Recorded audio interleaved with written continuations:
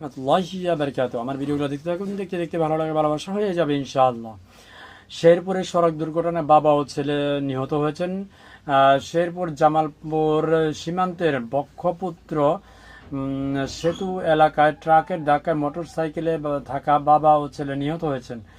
এ ঘটনায় আরও একজন আহত হয়েছেন। শুক্রবার 20 ফেব্রুয়ারি দুপুরে ফেরিঘাট সেতু এলাকায় এই ঘটনাটি ঘটে।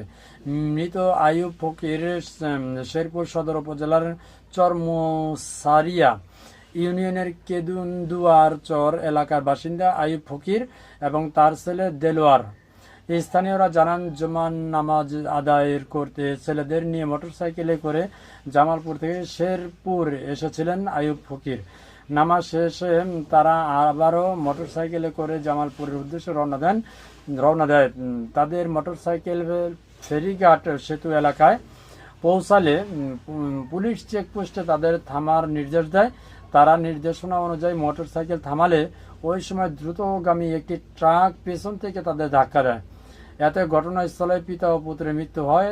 এবং সময় মোটরসাইকেলে থাকা অপর শিশুটিকে গুরুতর আহত অবস্থায় হাসপাতালে ভর্তি করা হয়। কি বলবো, শেরপুরে জেলা পুলিশের অতিরিক্ত পুলিশ সুপার মিজানুর রহমান ভুইয়া বলেন, স্থানীয়দের কাছ থেকে খবর পেয়ে ঘটনাস্থলে পুলিশ পাঠানো হয়েছিল। দুর্ঘটনার কারণ খতিয়ে দেখা হচ্ছে। তো যারা মোটরসাইকেল চালান হাইওয়ে একটু সাবধানে চালাবেন, আর বিশেষ করে যারা অটো রিক্সা চালান তাদের কথা তার বলে লাভ নাই। আপনারা তো রকেটই চালান, তো যারা প্যাসেঞ্জার চড়েন অটো রিক্সাতে তারা সাবধানে থাকবেন, কারণ জীবন গেলে যাবে আপনার, তাই না? ভিডিওটা পারলে শেয়ার করে দেবেন। ধন্যবাদ সবাইকে। আসসালামু আলাইকুম রহমতুল্লাহি ওয়া বারাকাতুহু।